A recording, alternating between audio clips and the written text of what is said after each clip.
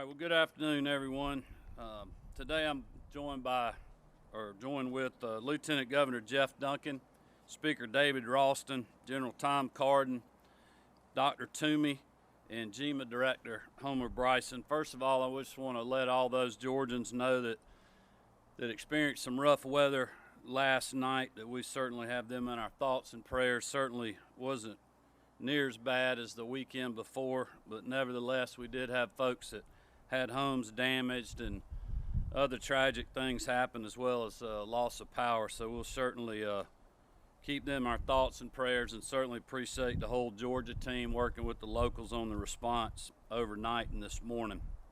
As of noon today, we now have 18,947 COVID-19 cases in Georgia, with 733 deaths. The state lab has processed 5,362 tests, and commercial vendors have processed 78,966 tests. We understand that these are more than just numbers. These are Georgians that we're talking about. They're our families and they're our communities that are impacted, and certainly all of the victims and their loved ones continue to be in our thoughts and prayers. We lift all those up who are battling this terrible virus. We remain focused on the safety and well-being of every person who calls Georgia home. Last week, the White House issued guidelines for states to begin safely reopening our nation's economy. We appreciate the leadership and share in the President's desire to reopen the economy and get Americans back to work. And as a small business owner for over 30 years, I know the impact that this pandemic has had on hardworking Georgians in every zip code and in every community across our state. With heightened supply and limited demand, crops are rotting, and our farmers continue to struggle to keep employees on the payroll. Our small business owners are seeing sales plummet, and the company that they built with them, with the blood, sweat, and tears, is literally disappearing right in front of them. Our contract workers are struggling to put food on the table. Large businesses, which serve as anchors in many Georgia towns, are scaling back operations, leaving some with reduced hours and others with no job. These are tough moments in our state and our nation. I hear the concerns of those that I'm honored to serve. I see the terrible impact of COVID-19 on public health as well as the pocketbook. Informed by the Coronavirus Task Force and public health officials, opening up America again includes 3 phases to safely reopen and get folks back to work. To initiate phase 1, a state must meet a series of basic criteria, which can be tailored to reflect specific circumstances for a region or a statewide approach. For weeks now, our state has taken targeted action to prevent, detect, and address the spread of coronavirus by leveraging data and advice from health officials in the public and private sectors. Thanks to this methodical approach and the millions of Georgians who have literally worked diligently to slow the spread of the coronavirus, we are on track to meet the gating criteria for phase 1. According to the Department of Public Health, reports of emergency room visits for flu-like illnesses are declining. Documented COVID-19 cases have flattened and appear to be declining, and we have seen declining emergency room visits in general. By expanding our hospital bed capacity, including the temporary facility at the Georgia World Congress Center, we have the ability to treat patients without crisis care in hospital settings. Our proactive actions have reduced stress and strain on our area hospitals, as well as the communities and the families that they serve. Now, a key component of the gating criteria is testing. For weeks, I've expressed my frustration with the status of testing and committed more resources to expansion. We have partnered with the University System of Georgia, partnered with the private sector to offer drive-through services, and recently empowered public health departments across Georgia to offer testing for all symptomatic individuals and specific asymptomatic individuals. Today, we're taking that effort to a different level by announcing an even broader partnership with the state's dedicated Health Sciences University and its health system to double down on our testing capacity and meet the requirements necessary to move forward with the President's plan. As many of you know, Augusta University Health launched a telemedicine app as part of their comprehensive plan to screen, test, and treat Georgia patients through an algorithm designed by medical experts at the Medical College of Georgia. This app has enhanced public health while reducing exposure for our doctors, nurses, and medical staff. We are encouraging symptomatic Georgians and asymptomatic individuals on the front lines or in long-term care facilities to download this app this week and begin the screening process. Georgians can access the app by visiting augustahealth.org or downloading AU Health Express Care on your smartphone. You can also call 706-721-1852. This free app is user-friendly, and through this app, physicians and advanced practice providers from Augusta University Health and the Medical College of Georgia are available to users 24 hours a day, 7 days a week.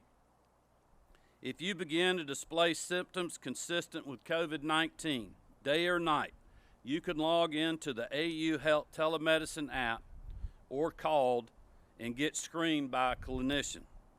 If you meet the criteria for testing, staff will contact you to schedule a test at one of the state's designated testing locations near your home. Your healthcare information will be securely transmitted to your designated testing site. This streamlined process reduces stress on both the patient and the testing site workers. Once you arrive for your appointment, you will provide a specimen for testing.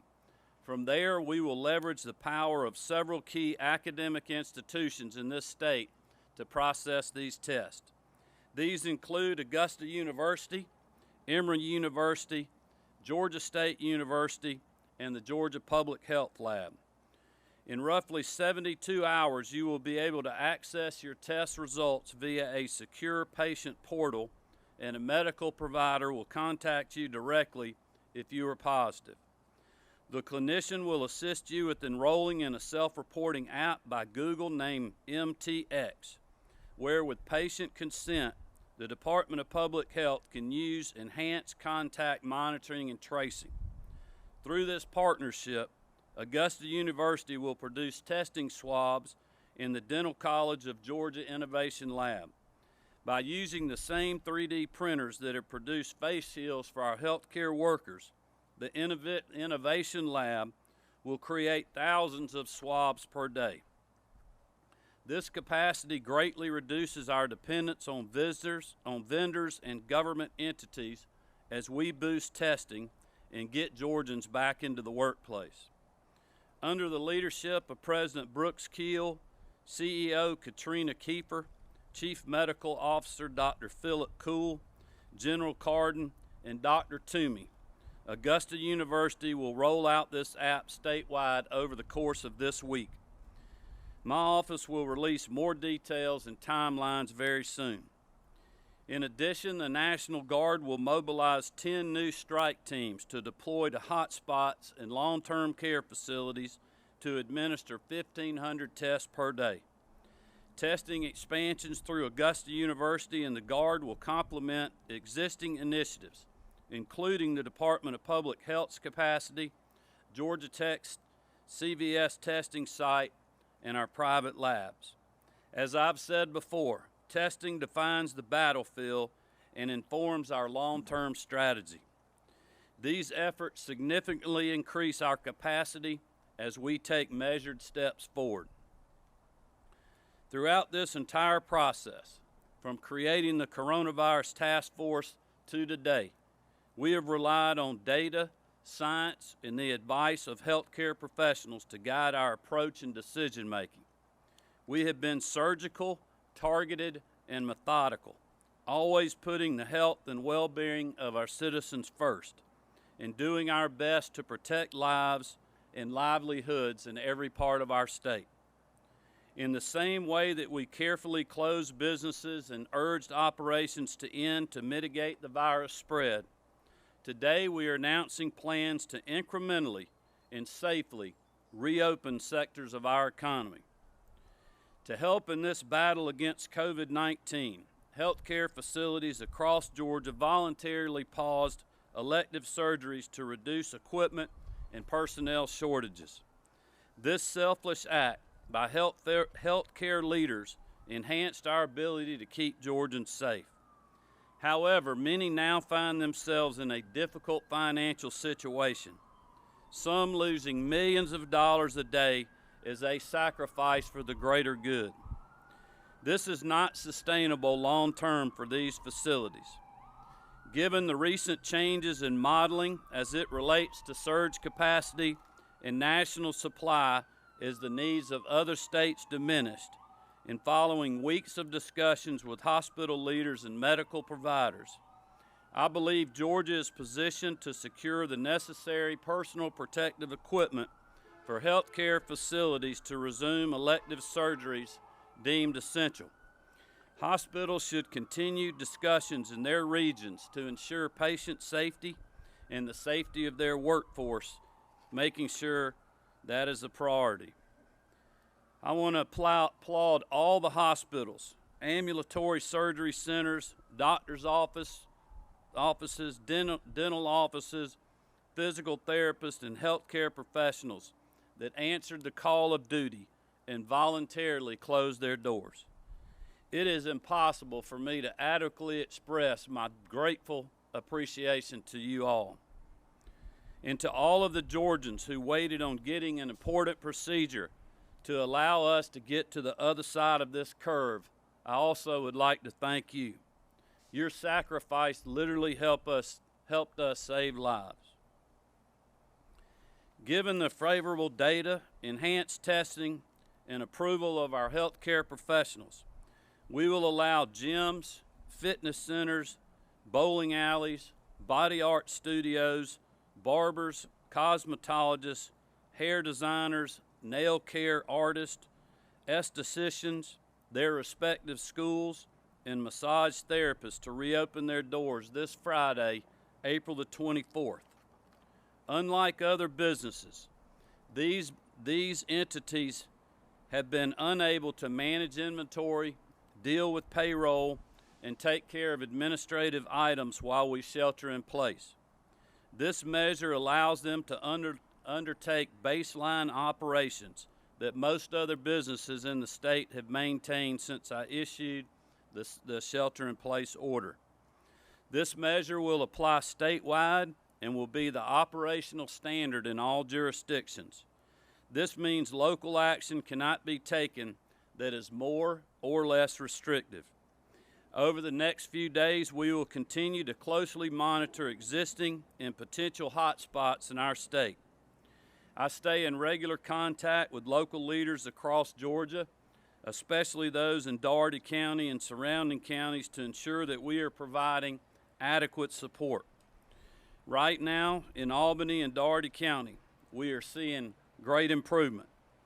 I talk to Commission Chair Chris Cahias on a regular basis to ask if further action is warranted. And rest assured, if any community needs the state to intervene, we will do so with their input as well as their partnership.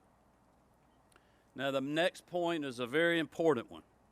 The entities which I am reopening are not reopening as business as usual. Each of these entities will be subject to specific restrictions, including adherence to the minimum basic operations, social distancing, and regular sanitation. Minimum basic operations includes, but is not limited to, screening workers for fever and respiratory illness, enhancing workplace sanitation, wearing gloves and masks if appropriate, separating workspaces by at least 6 feet, and teleworking where at all possible, and implementing staggered shifts. Subject to the specific social distancing and sanitation mandates, theaters, private social clubs, and restaurant dine-in services will be allowed to reopen on Monday, April the 27th. We will release more information over the next few days. Bars, nightclubs, operators of amusement park rides, and live performance venues will remain closed. In the days ahead, we will be evaluating the data and conferring with public health officials to determine the best course of action for those establishments. By taking this measured action, we will get Georgians back to work safely without undermining the progress that we all have made in this battle against COVID-19. Today's announcement is a small step forward and should be treated as such. The shelter-in-place order is still active and will expire at 11:59 p.m. on April the 30th for most Georgians. We urge everyone to continue to follow CDC and DPH guidance by sheltering in place as often as you can. Limit your travel and limit who goes with you on errands to prevent potential exposure. If possible, wear a mask or covered clothing when you're in public to slow the spread of coronavirus. For the medically fragile and elderly Georgians, make plans to shelter in place through May the 13th, the date Georgia's public health emergency expires. Given the heightened risk of adverse consequences from your exposure to coronavirus, this is recommended and the safest path forward. We will release more details as we near the end of the month so the medically fragile and elderly Georgians will have adequate time to prepare. I want to continue to call on all my fellow Georgians to protect our elderly, limit your direct contact, and help them navigate the weeks ahead. As I have been doing with my mom during this time to ensure that she doesn't have to go out, I urge Georgians, all Georgians, to do the same for your loved ones and your neighbors if you are able. Do what you can to help those in need. For places of worship, holding in-person services is allowed, but under the Phase 1 guidelines, it must be done in accordance with strict social distancing protocols. I urge faith leaders to continue to help us in this effort to keep their congregations safe by heeding the advice of public health officials. Of course, online, call-in, and drive-in services remains a good option for religious institutions. I do want to thank all of the faith leaders across this state who have stepped up and put their congregations in their state many times in front of their own institutions for the greater good. I'm so thankful for you all, and I know many of you that is a painful decision that you had to make, and I know that financially it is tough as well. I feel that pain myself, but I want to thank you and encourage you to do the right thing and to help us continue to fight the coronavirus. I also realize that there are people that want to go back to in-person services. And if you do, just make sure you are following the advice and the guidelines. And I've spoken to many who are already implementing those policies, and we're glad to help you in that fight. While I'm encouraged by the data, proud of what we have accomplished, and confident that our plan moving forward, I know that the journey ahead is going to be a long one. We must remain laser focused on defeating this virus and keeping our citizens safe. We must find ways to revitalize communities that have literally been devastated by COVID-19. We must identify opportunities for economic growth and prosperity. We will have to have tough conversations about the budget, state spending, and our priorities and values as a state. Those conversations are underway, but here's what I know. If we remain united, just as we have in this fight against COVID-19. We can overcome the challenges and the obstacles that are ahead of us.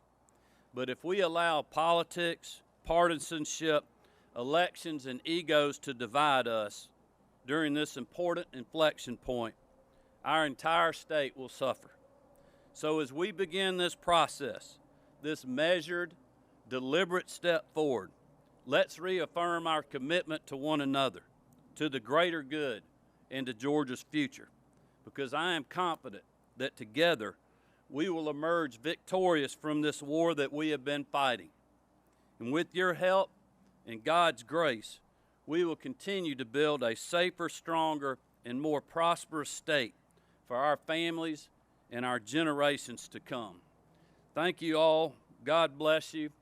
And it's my honor to turn the podium over to Lieutenant Governor Jeff Duncan to make a few remarks, and he'll turn it over to the speaker. And I want to thank both of these gentlemen for a great partnership, for their support, and for also being with us today. Thank you, Lieutenant Governor. Thank you, Governor Kemp.